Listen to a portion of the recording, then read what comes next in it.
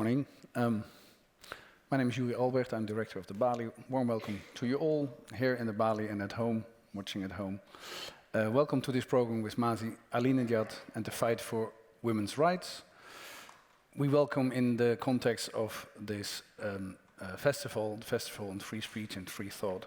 We welcome a lot of national, Dutch and international guests, among which Can Dündar, Masih Alinejad, Deborah Feldman, Mariam Namazieh, and they will be talking later on today in different panels.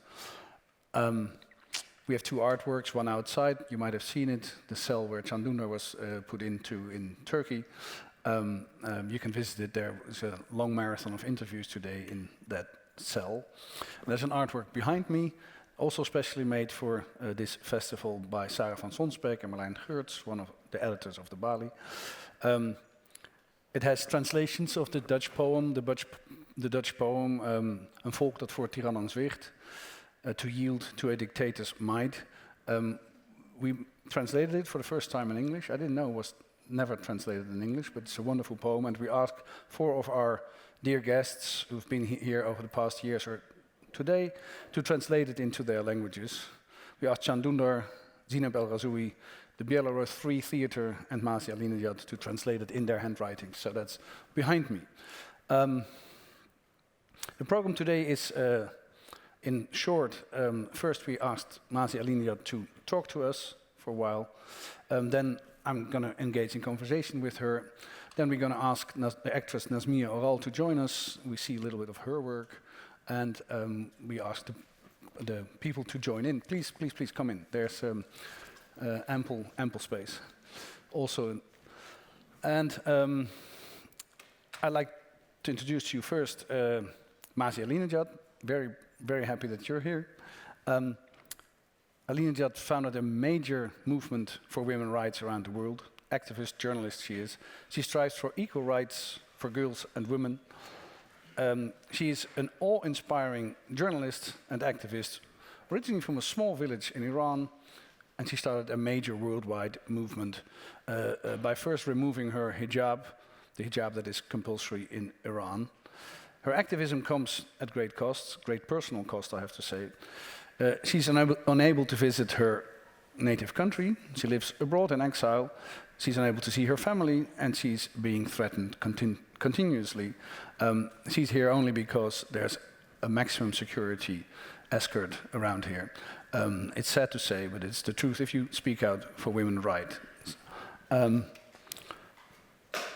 warm welcome to Masih Alinejad. Very happy you're here.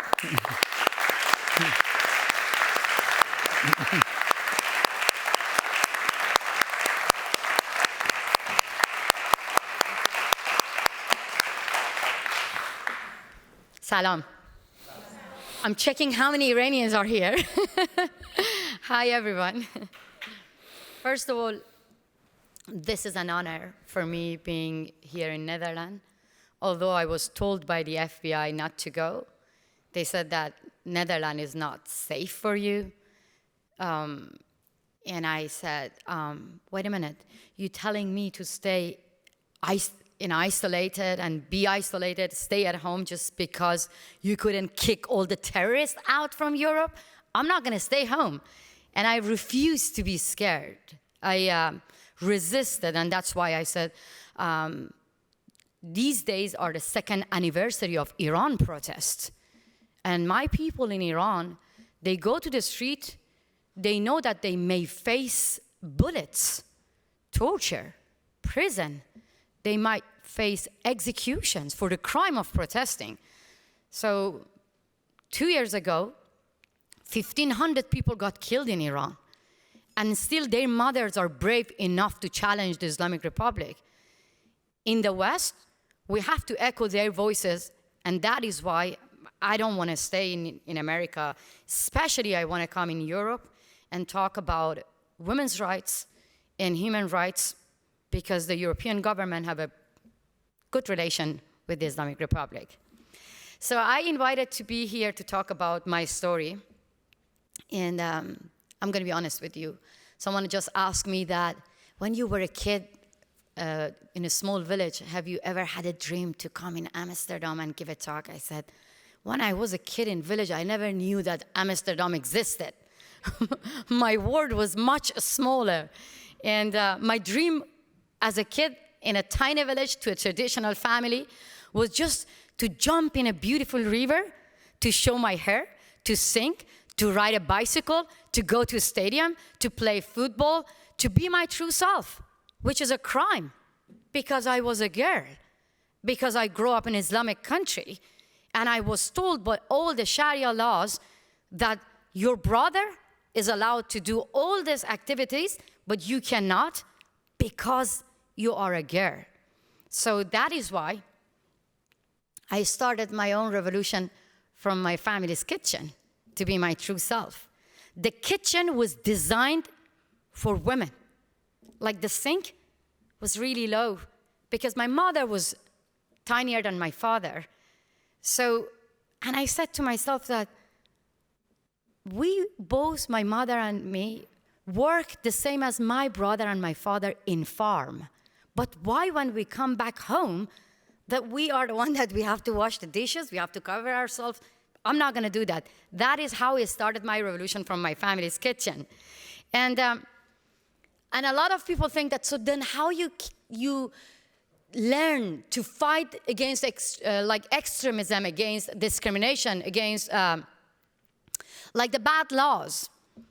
I have to tell you that we didn't have feminism books in Iran. All the educational system actually were telling us that we are going to be hanged by our hair in heaven, in the hell, not heaven. Definitely heaven is not my place. In the hell.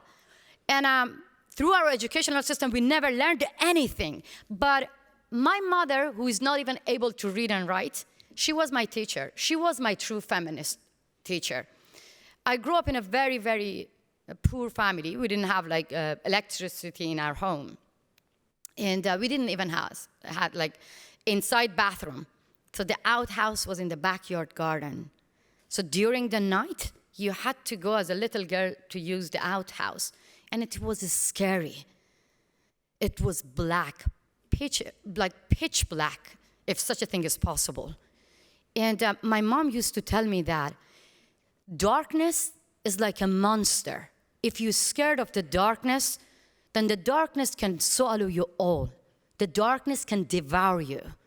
But instead of being scared of the darkness, if you stare into the darkness, if you open your eyes as wide as you can, then you can defeat the darkness. As a kid, when I used to be outhouse going to the darkness, I used to open my eyes as wide as I could. And it worked. And I thought this is a fact.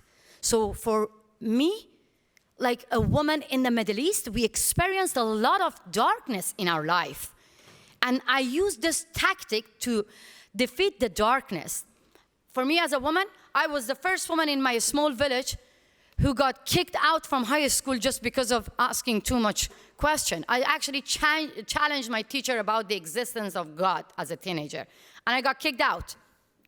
I was the first woman who got divorced, and that was like a scandal. I was the first woman who got like finally into parliament to be a journalist, critical journalist, but at the end I got expelled from Iranian parliament just because of exposing the corruption. I was the first woman who got in jail just because of, again, asking so many questions.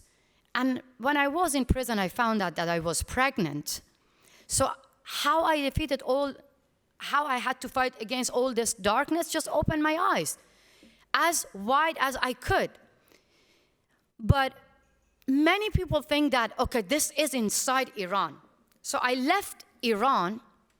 When I came to the West, the darkness came with me, even in the West. And I'm gonna tell you why and when. I started a campaign against compulsory hijab in 2014. And that was actually, I didn't have any plan. I just started to talk about my own experiences. I published a picture with a caption.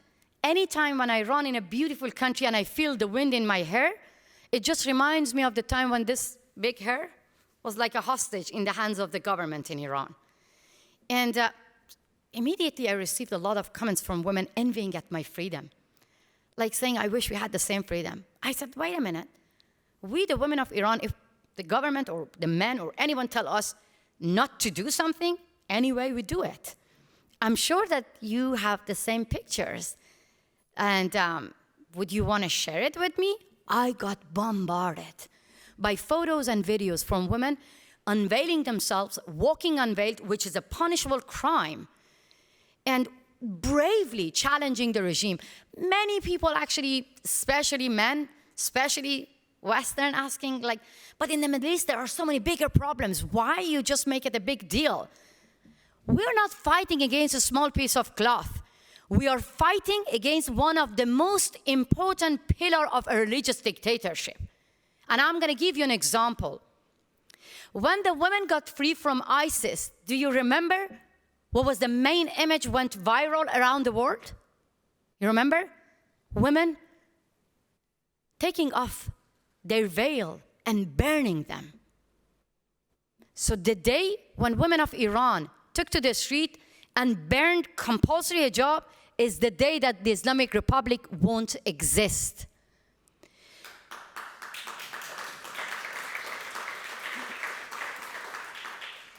Because compulsory hijab is a tool in the hand of Taliban, ISIS, and the Islamic Republic to control the whole society. And I want to give you another example. When Taliban took over Afghanistan, overnight, I was receiving videos from women from Afghanistan, beautiful and brave. And I said to one of the women that I'm going to blur your face and publish the video. One of the women said, don't blur my face. This is what Taliban does to us. So you see, compulsory hijab is taking our visibility back. It is against our dignity. And that's why we are fighting against it. And that's why you see a lot of brave women in Iran challenging the regime by removing their hijab. But I'm not going to give you a false address. It's not every time about victory. The government hated this campaign, and they did everything to crush me, to break me, and break women inside Iran. They arrested 29 women only in one day. Just imagine if not 21 women, if only one woman got arrested here in Netherlands for wearing hijab. What would the rest of the world do? That happened in Iran. The rest of the world just watched us. 29 women got arrested. And the rest of the world sent their representative, the member of the parliament in Iran, obeying the same discriminatory laws. So that didn't stop women. Sabah Kordafshari was only 20-year-old. She received 24 years prison sentence, more than her age. Yasaman Aryani was only 22 years old. She received 16 years prison. You think that stopped them? The mothers joined them. I felt guilty and burden on my shoulder, and I thought, I'm going to stop the movement. As soon as the mothers, Yasaman and Sabah's mothers, they went to the street and they filmed themselves and they said, we are the voice of our daughters. I said, this is not about me. This is about millions of fearless women within the society. They just want me to be their voices. So the government found that they're not going to break the women. They started to break me. They went after my family. They interrogated my 70-year-old mother. They brought my sister on TV to disown me publicly. You work for the biggest television in Netherlands. You understand that 17 minutes, it's a lot. You're not even giving me 2 minutes for your show. 17 minutes. I was watching my sister disowning me. I was watching my sister denouncing me, saying that I don't believe what my sister says, like in America. Wait a minute. The supreme leader of Iran, the Ayatollah's children do not, some of them believe what they say. Would you bring them on TV to denounce the supreme leader of Iran? This Ayatollah's sister was against him. But why you brought my sister? Because they want to break me. That didn't work, as you see. They arrested my brother. They put him in prison for 2 years. The day when they put my brother in prison, the day when they put the Women of White Wednesday's campaign in prison was like the end of my life. I was like, I wish I was in prison, not them, because you feel the burden on your shoulder. And I was broken. But I told myself that, why should I feel guilty? The one who executes people should feel guilty. The one who lashes women for removing hijab or saying that we don't want to practice Islam, they should feel guilty. The one who torture people to death, they should feel guilty. I'm not going to give up. I'm not going to keep silent. So I kept doing what I did. The government made a new law to keep me silent. The head of the Revolutionary Court said that if anyone sent videos to Masih Alinejad will be charged up to 10 years prison. Can you believe that? You're all now criminal because you're filming me now. 10 years prison. This is 21st century.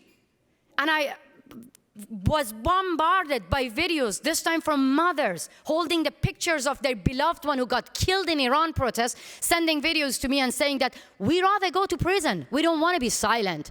We want to get rid of the Islamic Republic, and you have to be our voice. And these are my heroes. And these are the Rosa Parks of Iran, the women of suffragists in Iran. They say no to Islamic Republic in the face of the mullahs and clerics in Iran. And they gave me hope to come here and continue my fight. You have to see their faces when they send me videos. Pain and power, the symbol of the women of the Middle East. And I want to tell you the last story, that why we are so powerful, and I strongly believe that we have to give the voice to ordinary women. My personal story. I was in London.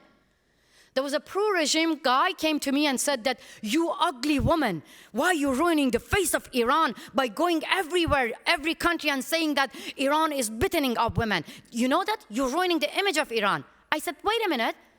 I'm not the one ruining the image of Iran. Those mullah telling you that you own your wife, you and your wife, if you accept that, you are ruining the image of Iran with the clerics, with the mullahs.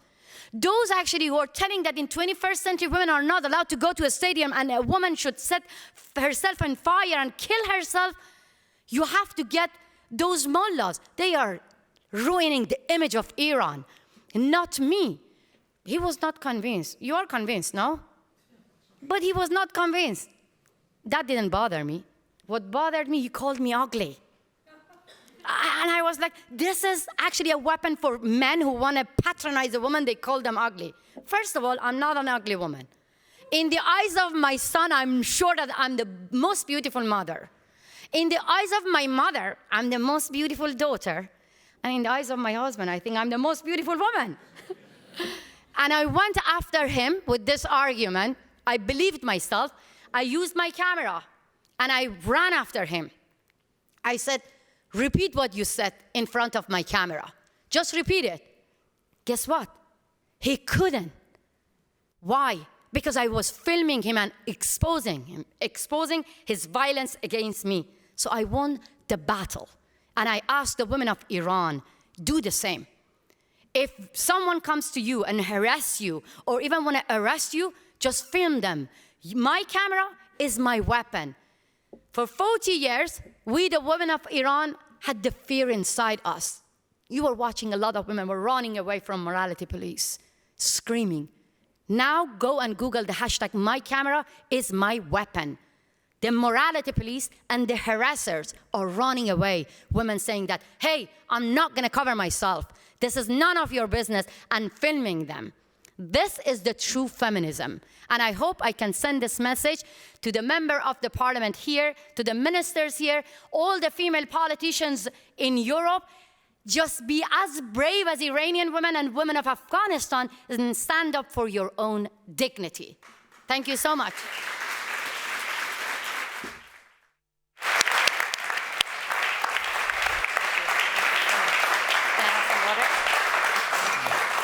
He didn't give me lunch, so I'm going to have some water now. Didn't we? That's really awful. Thank you so much. I exposed everyone. That's not funny. I mean, it's good that you mentioned it. It's not funny that we didn't. Yeah, we made you work. You did a lot of interviews as well. Yeah. Yeah, a lot of interviews with... I hope you didn't change your mind and you're still going to invite me, because I was a little bit tough with all the, amazing, maybe ministers for Netherlands, but when it comes to human rights, we have to actually challenge them and get them to the side, to the wrong side of the, to the right side of the history. Yeah, there's a lot of things we could talk about after your wonderful speech. But thank you very much in the first place. Thanks so much for inviting me. And one of the things is indeed where you just stopped. You said we are trying to get our rights as women by finally being able having something as a weapon, which is the camera of your telephone, which reminds me of the saying, "The pen is mightier than the sword." The telephone is mightier than the sword. It turns out to be, and where you say for decades we saw women running away from morality police, being really scared. Now they film them. Now they turn it around. They're turning the tables. But we have, and you just mentioned that, and rightly so, I would say. You said it's a strange thing that women from the West visiting there don't join in the movement, though they say they believe in women's rights. Yeah, correct. They have so many different arguments not to getting involved in our fights. Like, honestly, so many like weird argument. The first one is that because I met with many of the female politicians who visit Iran and met with the officials in Iran. The first thing that they say is like, when we go to a country, then we have to respect the law of the land. And I said that, so basically you're saying that you're respecting the law. Slavery used to be legal. Would you respect that as well? And I just gave them one example, that imagine the West comes up with a law. Just imagine. Like Netherlands says that if any Muslim politician come here, they have to remove their hijab. You think the Muslim world gonna accept that? No, just answer. They're gonna accept that? You gonna accept that? So, but why, when it comes to Islamic Republic, then you tazim mikonid? I lost the word. Bowing. Then you cave in or you bow. Yeah. This is one argument. And the second argument, they say that we thought this is the culture of your country because we've been told by many educated academics and journalists who live here in Netherlands, in Europe, and they've been telling us, don't touch this issue. This is a very sensitive issue. This is part of the culture. And most of the women in Iran, they choose to wear it. And that's why we wear this hijab when we go to your country out of respect to your culture.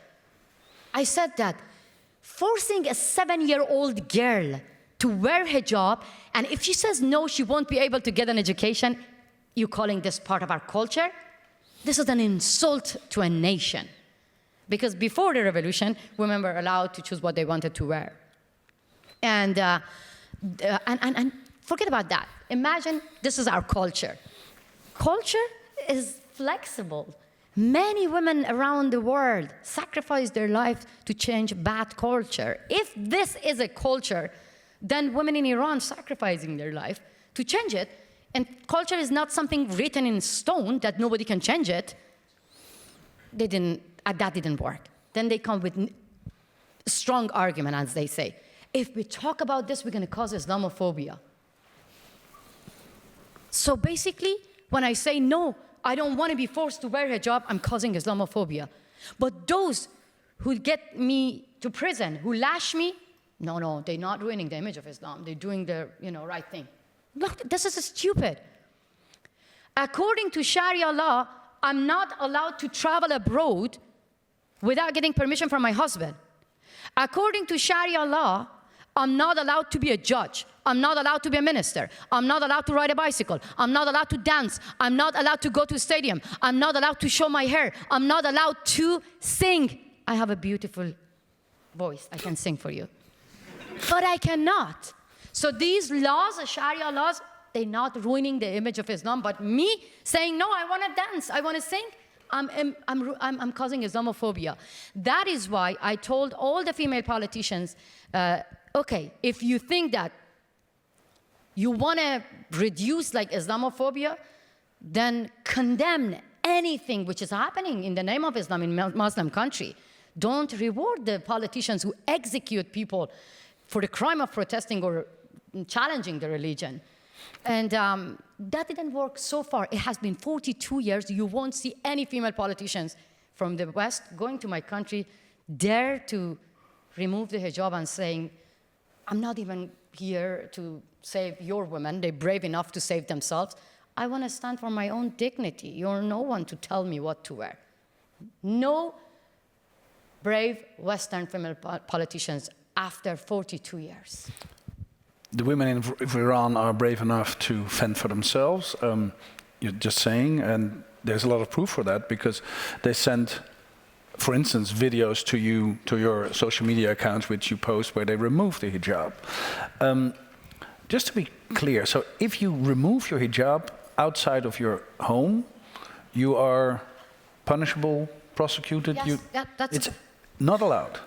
Very good question, because many Western journalists actually ask me that this is a small piece of cloth. I said, hey, imagine you won't be allowed to come to this room because you don't cover yourself. What would you do? You say, oh, this is a small issue? You won't exist in Iran as a woman. Iranian woman here, you won't exist. You won't get a job. You won't get an education from the early ages. You won't get driving license. You won't exist in the eyes of the regime. And then if you remove it purposely, you get lashes, you go to prison. And you get lashes, I mean, that's whipped. yes. That's, I mean, Yes. thorough mishandling For removing your human hijab. being, yeah. So yeah, and that's why when oh my God, one of the journalists from West came to New York to interview me, and then she said, let's talk about bigger problems, because honestly, Middle East has got so many bigger problems. I had my camera, my weapon with me, and I had a headscarf as well. So I took it off, and I put it in his head, and I said, cover this.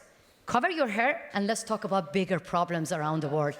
And then he was like, me, now? I said, yeah, this is a small issue. Don't even challenge it. Wear it, wear it.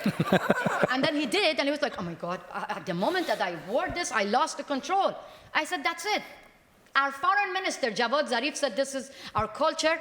I photoshopped him in our so-called culture. I put hijab on him.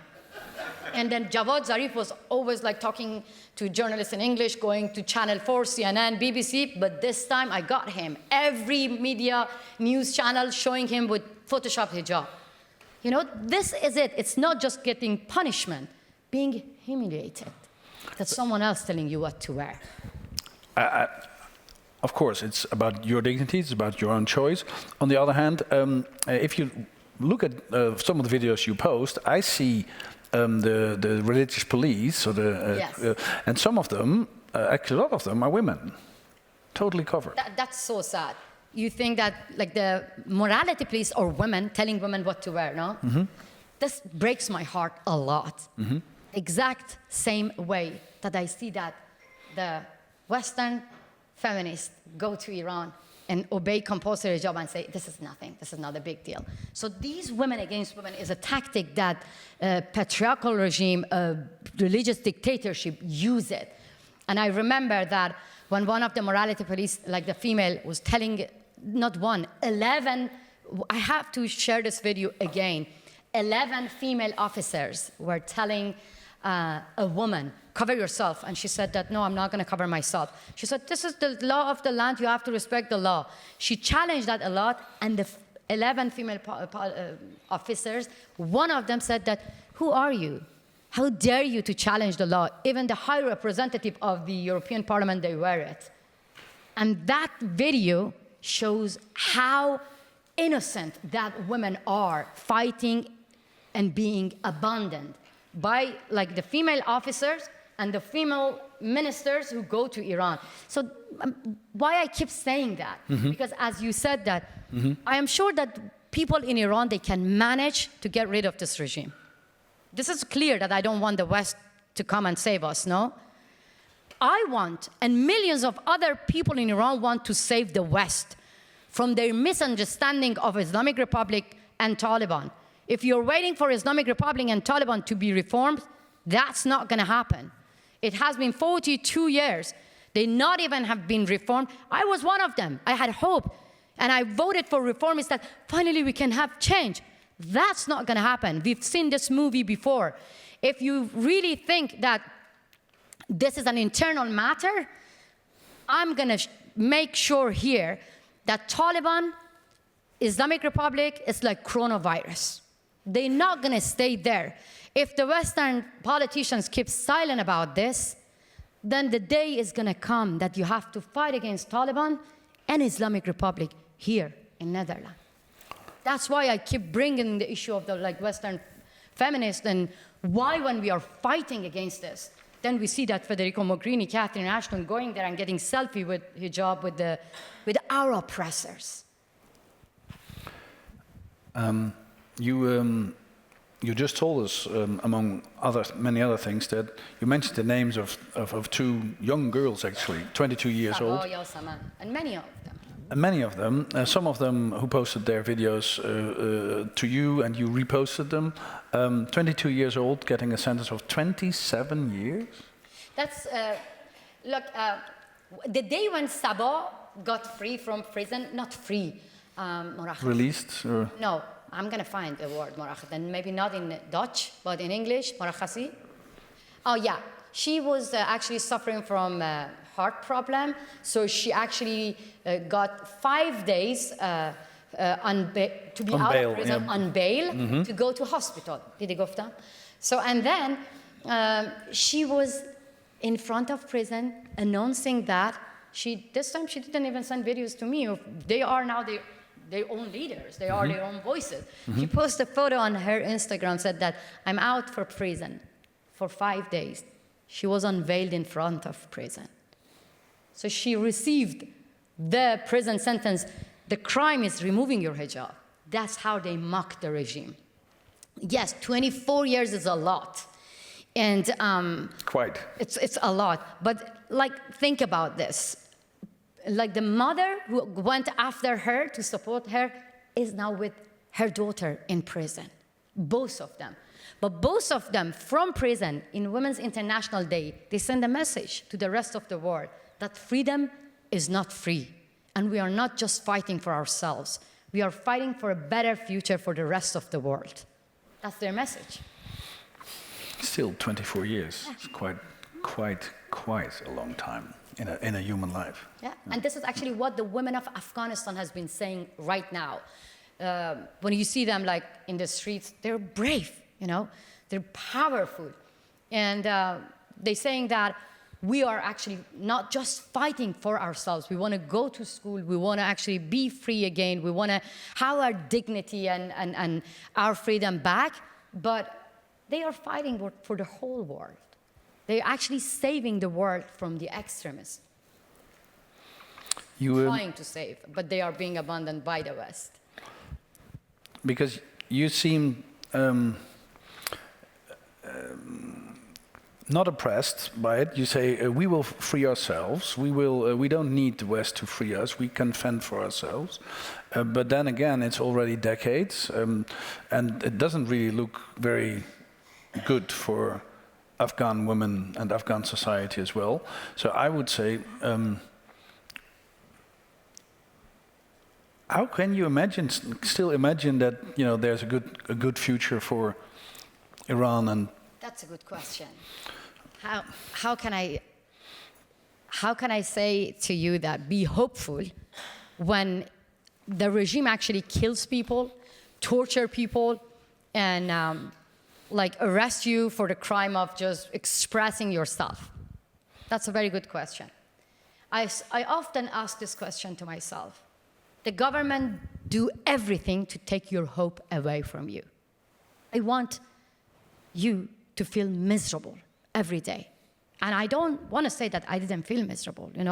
Every day when I receive videos from mothers that asking me to be their voices, and I see that I even cannot get any media to hear them in the West, I just cry for them. When I see that a father get arrested just because he said that who killed my son, I feel miserable. When I see that teenager get shot in chest, in head, just because of asking for water, I get depressed and miserable. When I see even my family being under pressure just because of what I have been doing, I get depressed and I cry. But every day I tell myself that this is what the regime wants to do. So, and I have only two options: feel miserable every day or make my oppressors feel miserable. I choose the second one. And that's why I think that I'm a nightmare for this regime. When they came here like to kidnap me, they hire someone to kidnap me. It was scary from the beginning. But I said to myself, look, I'm only 45 kilos. They're scared of me. So they did everything to keep me silent. That didn't work. And now they try to kidnap me from here. So it means that we, ordinary people, are more powerful than the regime. They have guns and bullets. They have prison and power. They have all the media. We don't have anything. We just have our mobile phone, but they're scared of us. That gives me hope when I see that, like, in 42 years, like, people were scared of the government, the regime.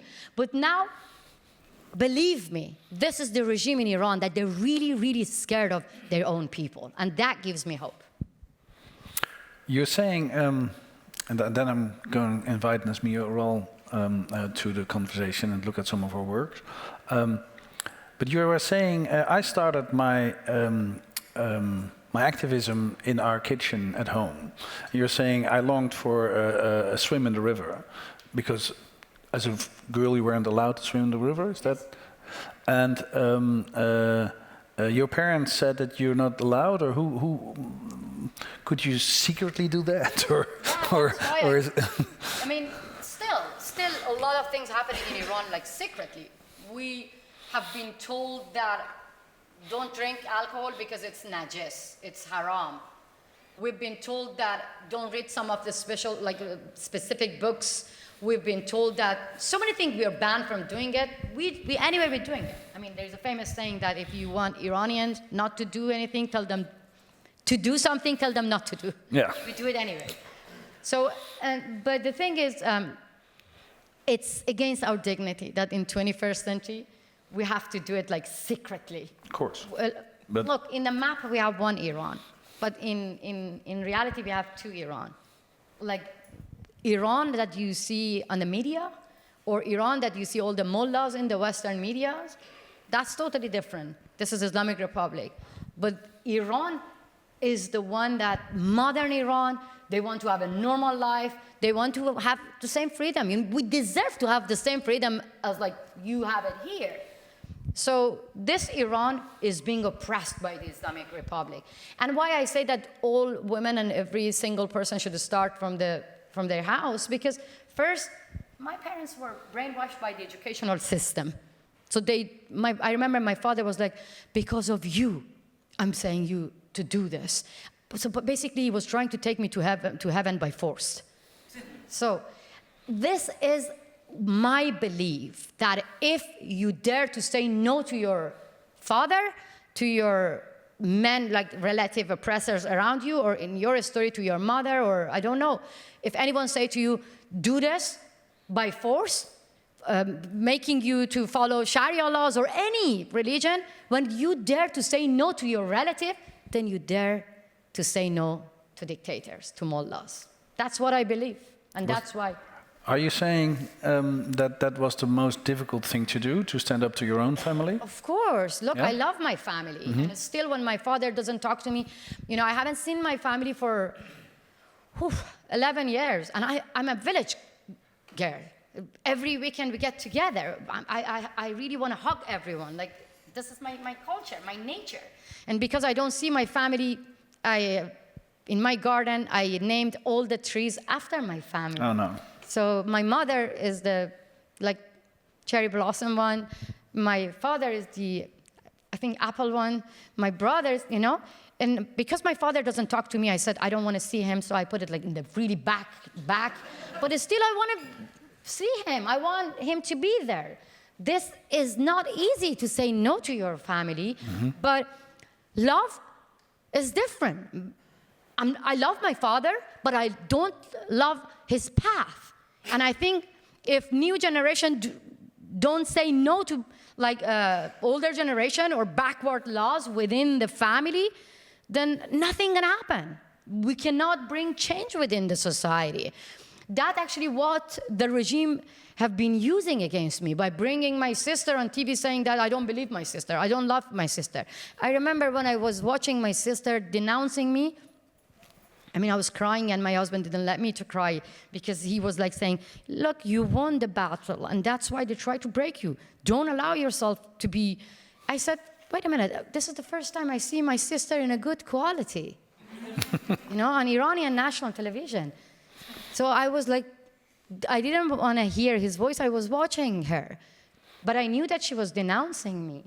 So it's not easy, but we have to learn how to say no to anyone, doesn't matter, to anyone who want to force us to do something that we do not believe in it. And no is a word that the regime is scared of it.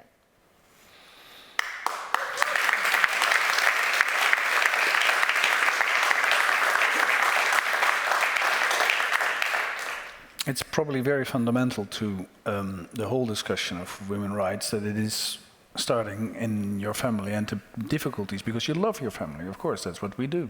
And that's how we're made. And they love you probably, and I think it's the best for you, and it makes it even worse to stand up to them, of course. So I understand, and we have Masih Alinejad with us. Would you please come and join us?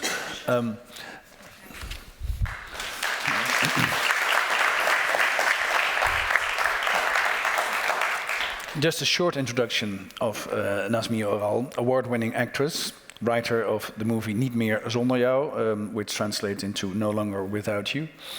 Masih Alinejad studied screenwriting and worked as a presenter and interviewer on television.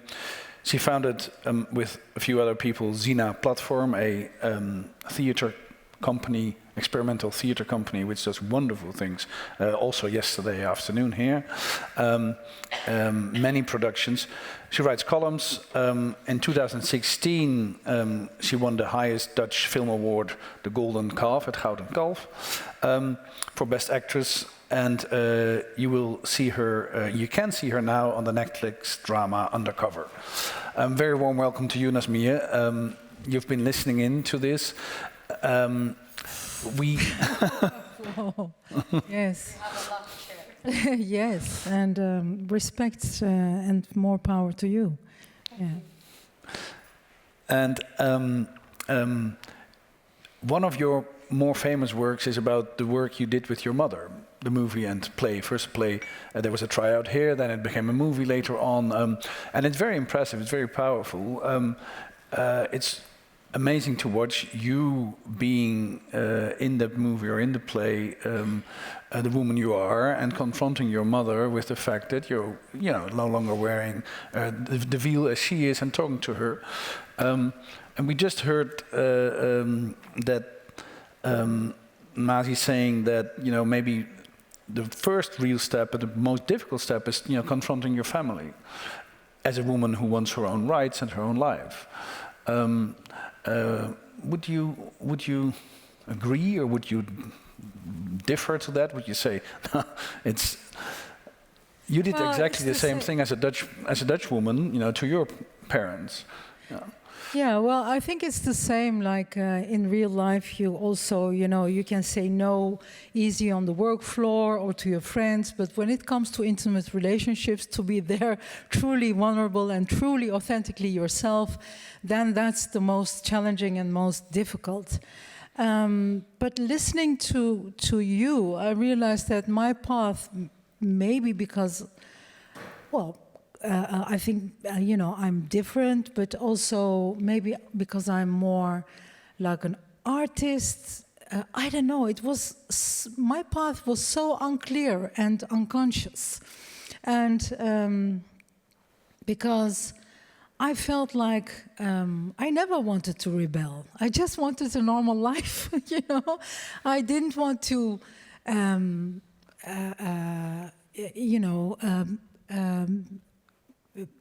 pain my parents and hurt them. And but then, the circumstance made it so, for me, so difficult because, my mother, there was this son of friends of theirs, and it was the only child, and it was a son, and he was the same age, and those people were modern. So my mother thought, oh, my daughter is also modern, so maybe those two can marry. And then, you know, she asked me, you know, such and such auntie is coming to ask for your hand in marriage, and what would you say? Think about it. And I was like, whoa, I was 18. And then 2 weeks later, they said they're coming. So I couldn't say no anymore, because that's in our culture. When they come, it's already done, you know? So I was like rolling from one into the other. I thought, well, you know, if this is like this, then, well, maybe I will fall in love, you know? So, and then I saw the guy and I thought, maybe we can become friends, you know? And long story short, I realized that my parents didn't listen to me, my mother didn't listen to me, even though I didn't want to marry. And I was crying every weekend to her and saying, I don't want to go with it. Because once we were engaged, my parents became very modern. They said, now you can go out alone and get to know each other, which is, you know, I'm 52. In those days, it was modern, you know? And so every time he would come to collect me, I would cry to her and say, I don't want to go. I don't want this guy, this boy. And she would say, you have to. So in this pressure cooker of real stress, and my voice not being heard, I didn't know what to do. And I literally felt like I either become crazy, like die, or I just explode, you know, like, and that happened. I became like the Hulk. Something inside of me stood up, and I couldn't go back anymore. I knew my path. I knew it's not a coincidence that I'm from this Turkish family. And I also knew this is not my path. So, but if it were up to me, if I could have done it in that time, I would have married and then, you know. So it's very crazy. And why I'm telling this? I'm telling this because, you know, even for me, when I listen to you, I'm in awe. I'm like constantly checking with myself, and I'm thinking, oh, I'm not that brave. No. Oh, she's doing, oh my God, wow, you know? But there are so many paths towards your own enlightenment, towards your own freedom. And sometimes it is kind of like against your will, you know? But in hindsight, you were saying about, you know, challenging the existence of God. In hindsight, my mother, for instance, said, after when we were doing the play, a play about the tradition, about homosexuality, about religion, about God, about all these things, things in our tradition are challenged against the back story of my mother and me. You know, everything we went through. You know, she once, for instance, checked my, you know, if I had a hymen when I was 14. Yeah, it was quite intense. So, and it was also the first time I learned to say no, you know, because I realized within my mother there was this hint of, she also knew, like, you cannot do this. And then I got also awake, like, this is not normal, so I could say no. So we had quite a history. And, shit, ik was net iets aan het zeggen. I was going up to a point. I think you're saying you have your own. Oh yes. In hindsight, because I interviewed my mother about our history and the challenging of why does God exist, my mother told me something I had forgotten myself, and then after she told me, I realized. She said, when you were 16 or 17, it was the time of the Ramadan, and then you go every night for 1 month, you go to the mosque and pray. Also the women. Usually the women don't go. Now the women also go. And she said, I kept begging you and pressuring you to come, because I said, come with me. You said no. So I kept, going for half an hour, 45 minutes. And eventually you said, okay. So I put on a long skirt and scarf, and she says, up until this day, you were beautiful, such a beautiful girl. And she said, we went to the mosque, and we were sitting in rows, and listening to the wa'az, and then you get to the namaz, to the pray, and she explains to the public, she says, you cannot talk or look around during the pray. So you have to go down and up. And she said, and you were sitting next to me, and she said, everything was silent. We went down, and then I supposedly said, but then after she said, I remembered, I told my mother, Mom, your God is going to punish you and put you into hell because you brought me to the mosque against my will. She said, I was like that. And I was like, no. And she said, we came back. I was like, no. Do you think everybody heard that it is my daughter? I am teaching people Quran, and So you think you can hide who you are. Sometimes you don't even know who you are. But it's so obvious from the beginning, I guess. Yeah.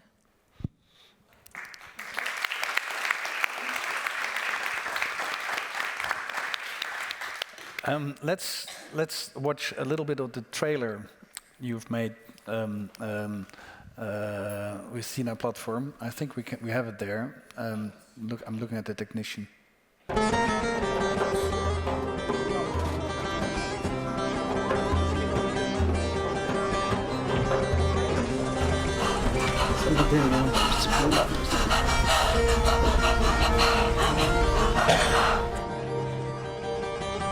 Man, er is één ding wat jij en ik mentaal al decennia lang met elkaar uitvechten. Ik wil bloot en jij wil mijn kuis.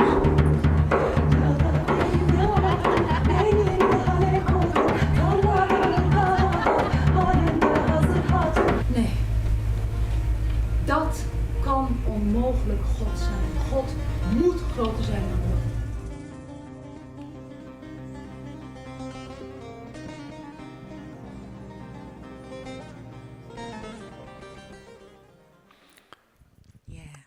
It's a trailer.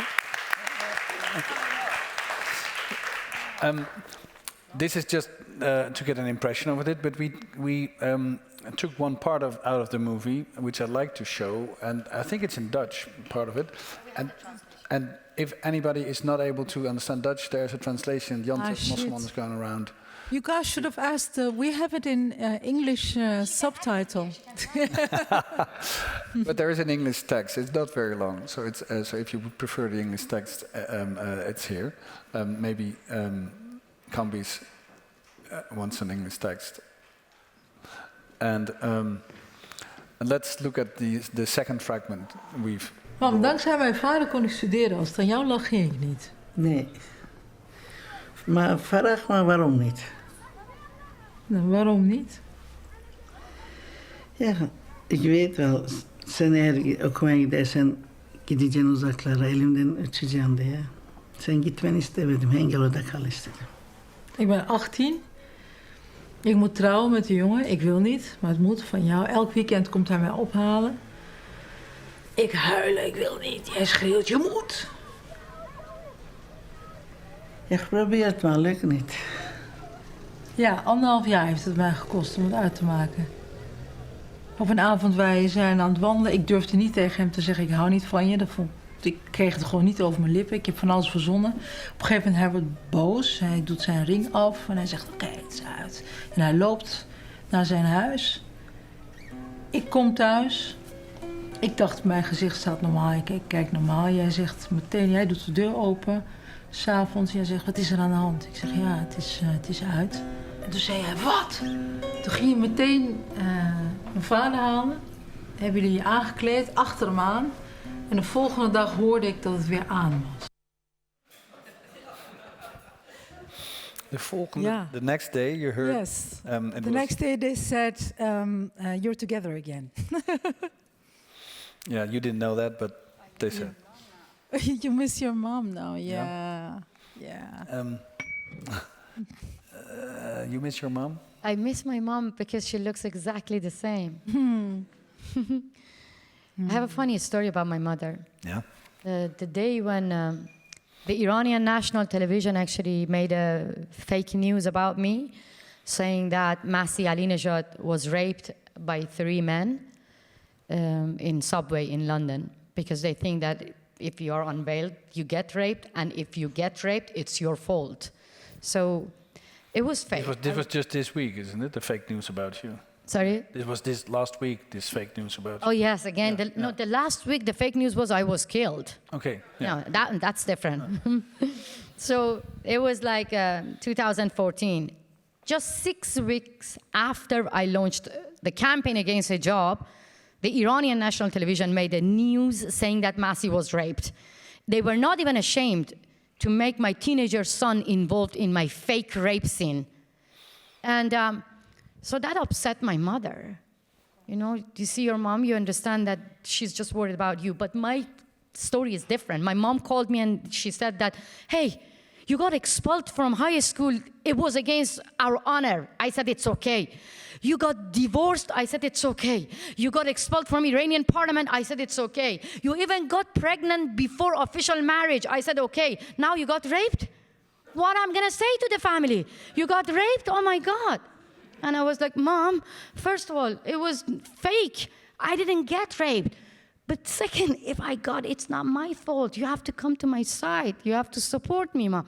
So you see, honor. And I was like, try to use even this sad story to educate a lot of people that, hey, if your daughter got raped, it's not your fault. I know your mom was a little bit modern, not that strict, but... Well, my mother, I'm so lucky with my mother because my mother is to the bone Muslim. I did an abortion before I married a Dutch man who is the father of my daughters. You know, like my oldest daughter is 25. So, but I got pregnant before the whole family was, you know, okay about me being, you know, marrying a Dutch guy. So I felt like I was 24. I was, you know, I was so weak. I was killing my mother, you know, all these things. And so I could not. For me, it was very clear, like, no, abortion. I cannot handle this. So I did that. And later on in the play, we are also having it, talking about this. And my mother said, you know, she had to cry when she heard about the abortion. But she also said, this is what I mean by the rules. If you would have followed the rules, this would have never happened. So this is my mother also. No, we changed. I mean, I changed my mother. Now she's in my side. And that's why when the regime actually went after my mother, they asked her to do a false confession against me. My mom said to them that if you come to my house again, I would set fire on myself and kill myself. And this is, you know, how now we actually fight together. Yeah. Finally, I'm sure that my mother, your mother, they're going to fight against all the extremists. Well, thank you for saying this, because that was what I was hearing from your story, and that's the common ground also what we have. And what I also hear you say about Europe, about the West, leaving the women themselves to fight against this, or to bring knowledge and you know, shed light to these things is one thing.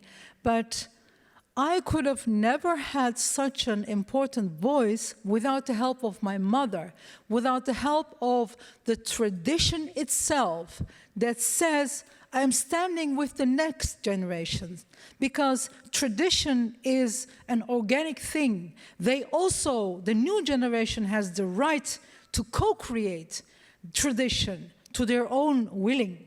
And from the West, what I heard you say about all those ministers, from the ministry and to go to the, with the veil, you are actually saying, like the emperor doesn't have clothes on. Why do they play the game? That, with everybody, that the emperor is... do you know that story, or am I... Yeah. It's an international saying and story. Yes. Yeah. So... and I also love what you're saying, that, women in Iran don't need rescuing.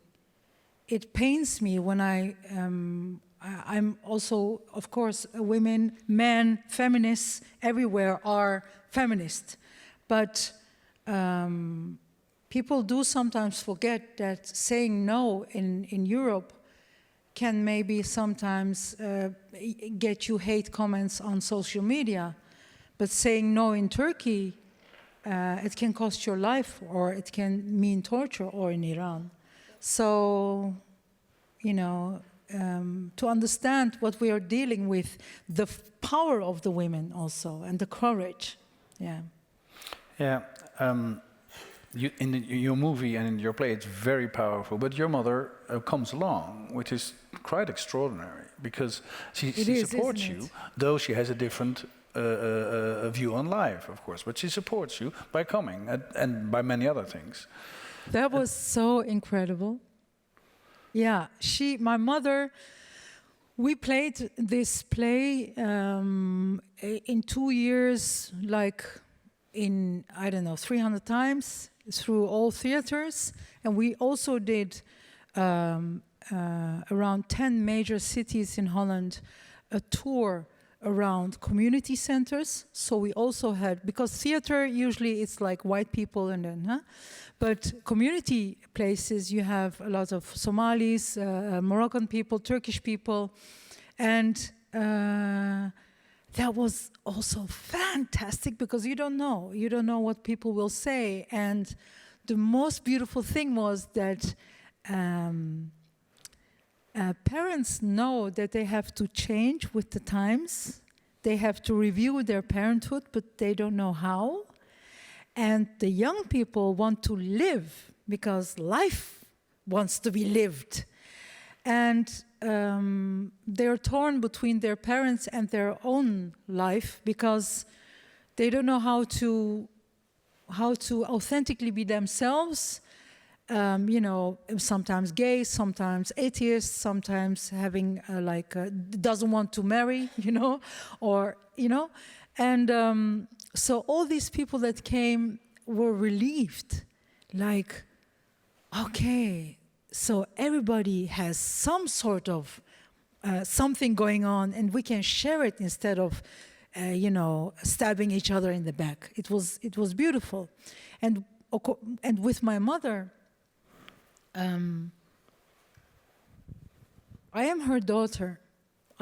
For the longest time, I always felt I am like an alien, because my mother always used to say, anarchist, communist, like, whose child are you? Who are you, But I came to realize year by year that I am truly my mother's daughter, because I had this intuition that my mother wants to be a part of this, and my mother wants her voice to be heard.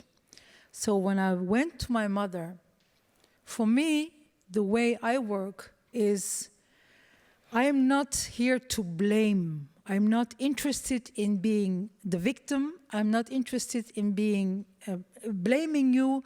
I'm not interested in fighting. That's not what I do. I want to hear you. I want to witness you, and I want you to bear witness of who I am. And I am here to tell you I am not going away. I don't care who you are, I have respect, but I am going to be who I am. And that's what I want, you know. I want intimacy, I want real connection, especially with my mother. You know, I realized I can die this instant, and she doesn't know me really, and I don't know her. I don't know why she tried to marry me off. I don't know why she looked between my legs. What was going on really? So when I went to her and I asked her, you know, we had a long history of violence. We don't understand each other. I cannot stand you touching me, but I really miss my mother. I really want to know, who are you? I want to challenge that, not here in our safe room at home, but in the Bali. It was a pilot here. In the Bali, between 100 people that we don't know. She said yes, because even though my mother is a hajj, my mother is a woman who did just like 4 years of elementary school. My mother is, Muslim. My mother is an artist in her soul. She said yes. So she came, and we did, and I was right. My intuition was right. She wanted to be heard. And every time we went to play, every evening, she would pray to Allah in 2 ways.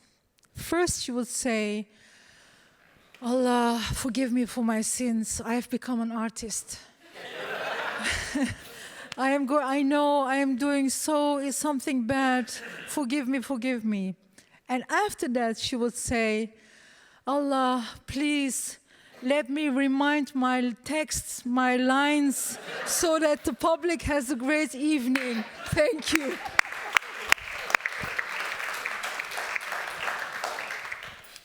A big woman. Yeah, oh my God.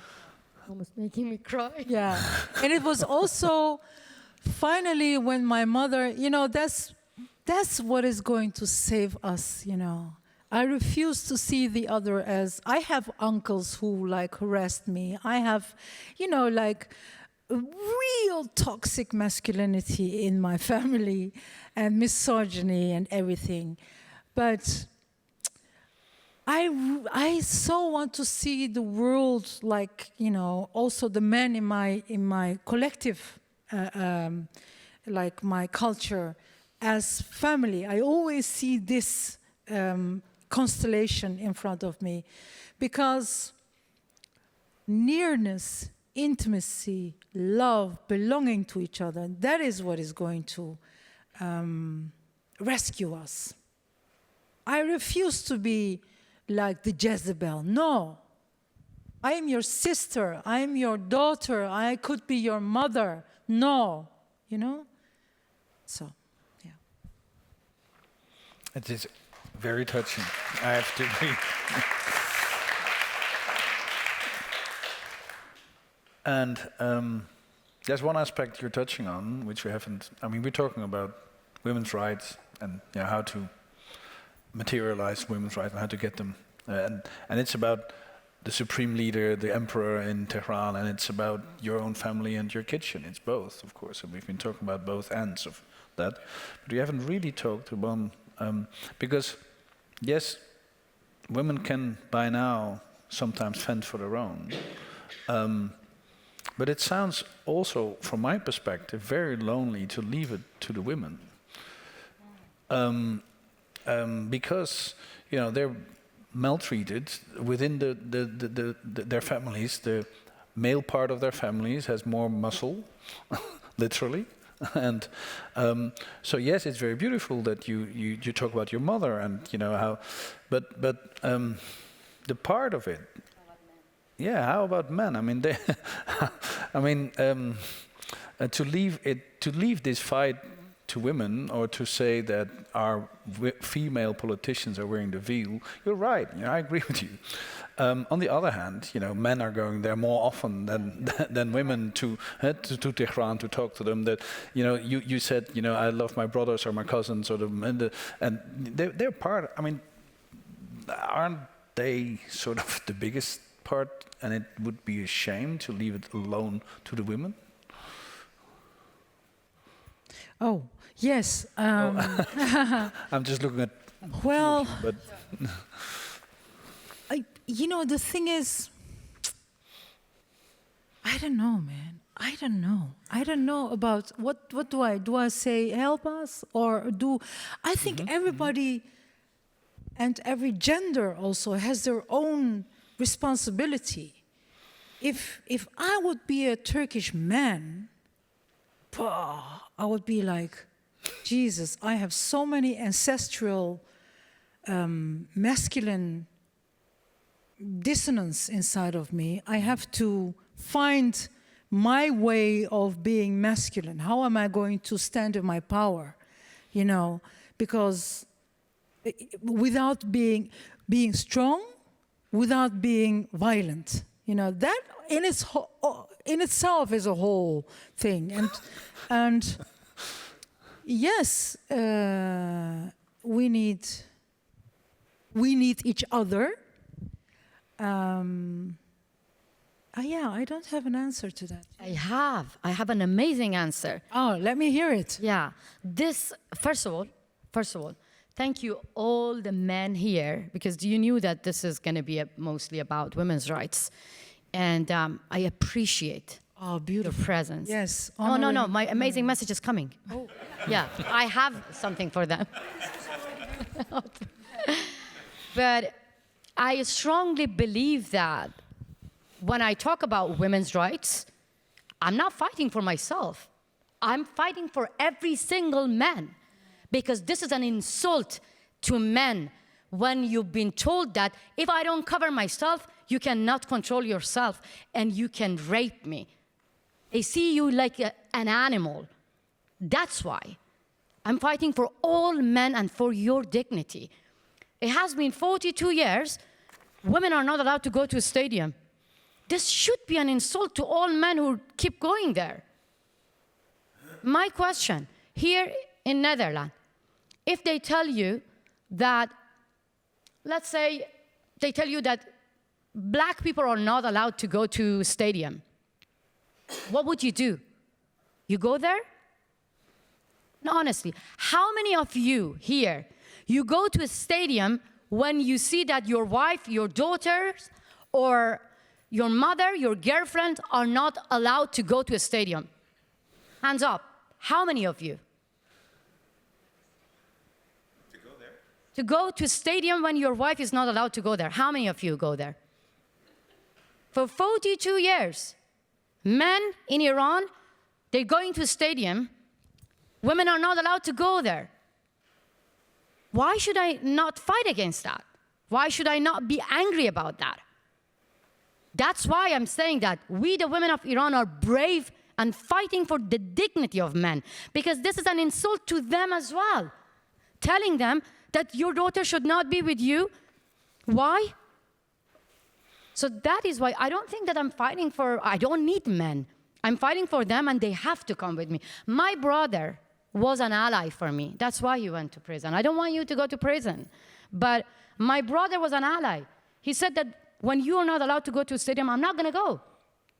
When he was asked to disown me, he said no. So that's why I think this is the responsibility of every single man to stand up for your own dignity, not for women's rights, for human rights. Otherwise, the cleric would see you, I cannot say that in English, مثل آلت جنسی سرگردانی که همیشه در حال تحریکه و اگر زن خودشو نپیونه شما همیشه در حال تحریکین. How can I say that in English? The clerics, the mullahs sees men like a rapist or an animal? Walking dick. Okay, a walking penis. Dick, yeah. Mm-hmm. So I'm not a walking hormone. Yeah. Exactly, a walking hormone. Okay, thank you for being politically correct. This is not me, the mullah, seeing you like a walking hormone. And if you don't do anything, this is up to you. I'm defending you. That's it. You're It defending. was also my father who set me free, actually, a few months before he died. You know, when he was 47, suddenly he died. But just before that, I was going to Arnhem and the art school. I had got in, which was quite difficult for fashion, of all things. And my mother, you know, it was completely not allowed to live on your own and go to someplace else or study. And my father said, go. Yeah. And that's why I always thought, even though he died young, and after 2 years of fights at home before I could go out of house, and then when I was out of the home, I thought, now we are going to go back and re-establish the relationship, and then he died. I always felt my father and I are good. And I have the best father because he did the one thing he was supposed to do. Give me legs, set me free. Yeah. Thank you both very, very much. Thank you very much for conversation and speaking out so bravely about very personal things. I'm just looking in the audience for a question. I think he wants to go to the stadium anyway. The mic is coming to you, because otherwise the people at home can't hear you. And there's a question here. Yeah. Yes. Thank you for your courage, Ms. Alinejad and Mrs. Earl. My name is Roderick Velo. I'm a journalist. There's a Dutch-British multinational, Unilever, and it makes food and it makes soaps. And they are very propagating human rights, gender rights, gay rights, but also online and on radio and television in the West. But Unilever has also a big fabric in Tehran. And they make there also soap and they make food there. But they're, in contrast with their propagation of human rights in the West, they're completely silent about abusing the human rights in Iran. What would you say to such a multinational as Unilever, who has such a big fabric in Iran and is completely silent about human rights? It's a Dutch-English international company. Yeah. I already said a lot of things that people think that I'm too radical. But think about it. During apartheid,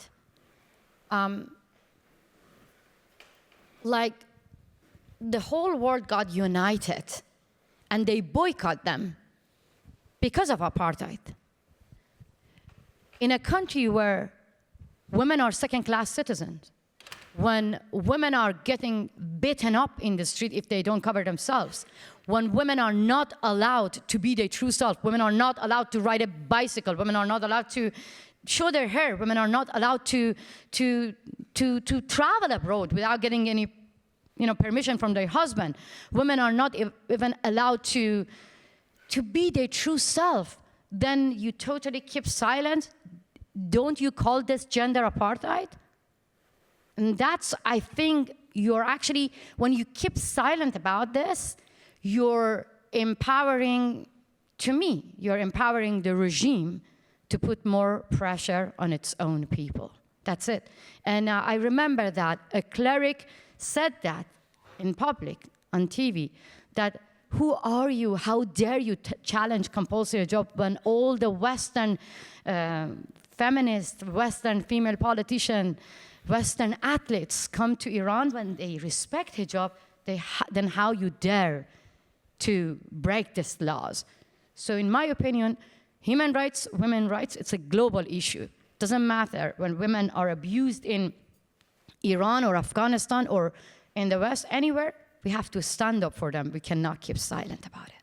So being silent as Unilever is helping Thank you, Olaf. We go to the next question, but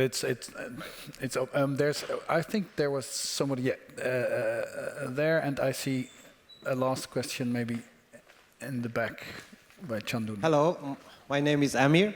I'm also a human rights activist. Has been 15 years. I'm constantly screaming against darkness. And I just want to complete what you said. It's the women's rights problem is not only women's rights problem, also the man's rights problem too. Because I'm standing up for my mother's right, for my sister's right, and I could see how my sister and my mother was suffering from my father, my religious father. And also there is some mullahs in Iran. They are climbing. They know the location of the paradise, but they cannot control their followers' penises. So then I'm not respecting them, you know. And we call her Shir Dokhtar Mazani. It's mean the female lion from Mazandaran. We hold your back and we love you and keep going on the strong. Thank you so much.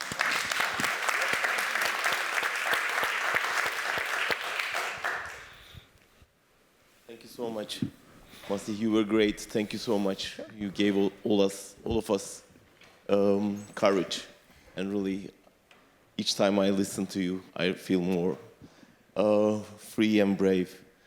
Thank you for this. I want to ask you something different. Within the family, we have been discussing this issue for decades. The problem in Turkey 20 years ago was not the woman with hijab, but they were banned from universities. So the soldiers in Turkey, protective of the republic, they were banning women with scarf go to the universities.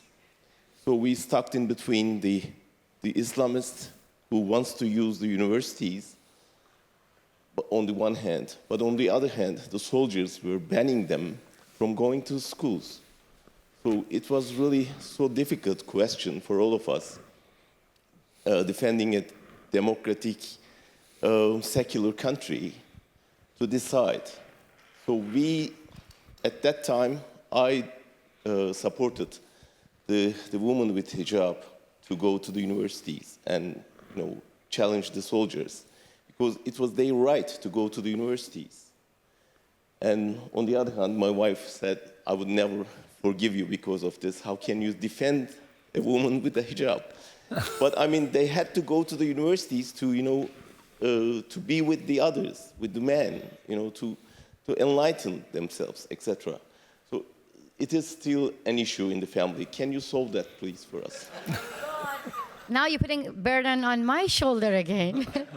First of all, I have to say this is a very complicated issue. And my dream is to walk shoulder to shoulder with my mother, who wears hijab, in Iran, here in the West. In Iran, me not getting arrested, not getting beaten up. Here in the West, I want her to be free to wear hijab, because my mother doesn't believe in political Islam. My mother is not going to go after anyone and force everyone to cover themselves. So, but I disagree with political Islam, and I'm fighting against those who are trying to normalize hijab in the West. So I think I have to, get back to you as well. Don't get me wrong. If it's like about empowering people or helping people, like I was against burkini ban, because I was like, okay, when you force people and use the police to ask Muslim women to remove their burkini, then they have to stay at home as well. So this is a complicated issue. We need to clarify it. If it's about political Islam, and as some people, honestly, they're not forcing anyone else to follow Sharia laws, then I'm not against them. But in the West, it's different, because I see that many people who wears hijab, when I go to them, I'm going to be very honest with you. I go to the Muslim community. I ask them to support my cause. They say no, because they say if we talk about this, we're going to actually confirm the Western, some of the Islamophobic arguments. That's wrong. If really women choose to wear it, like my mother, and they're not going to force anyone to cover themselves, or they're not following to any kind of Islamist regime to mix politics with religion, I don't have anything to do with them. But my dream is to have a secular democratic country.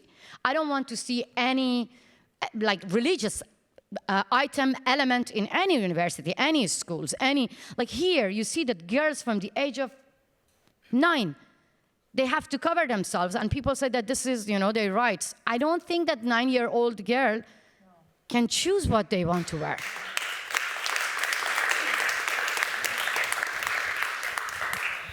I think we have the last question because we had 3 men and there's a woman asking a question.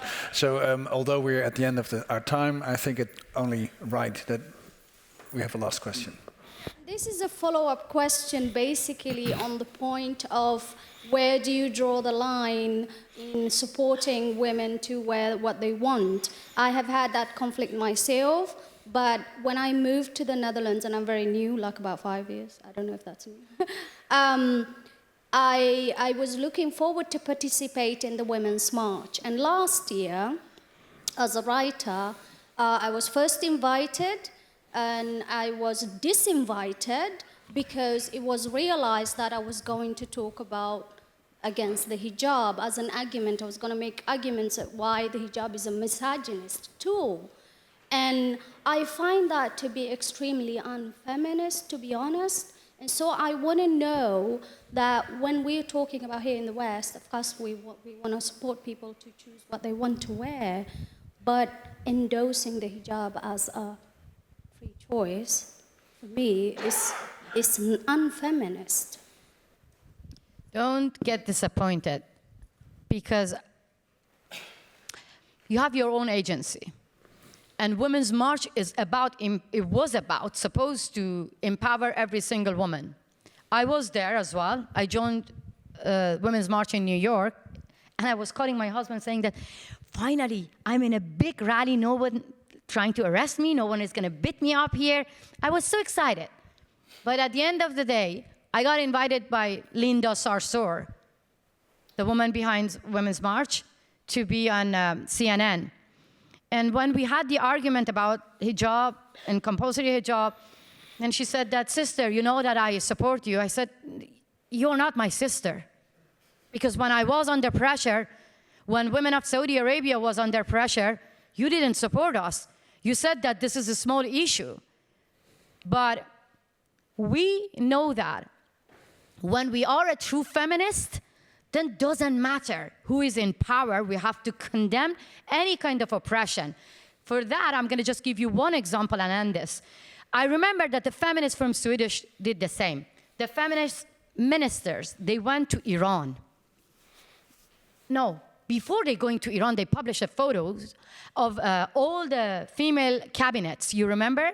They were trying to mock President Trump's cabinet, saying that that cabinet was male-dominated. Here you are, all female ministers. And I said, this is a good way, no, to challenge a male-dominated cabinet. Okay, but very soon, all these ministers, they went to Iran, they wore compulsory hijab, and they bowed the officials in Iran. I said, wait a minute, you were trying to say, President Trump, that men and women are equal. Now you're sending another message. Well, when it comes to mullahs and Islamic republics, men are more equal than women. That's wrong, and I call this hypocrisy. If the Women's March, Muslim community, do not condemn anything happening in the name of Islam in Saudi Arabia, in Iran, then this is not the true feminism. That's it.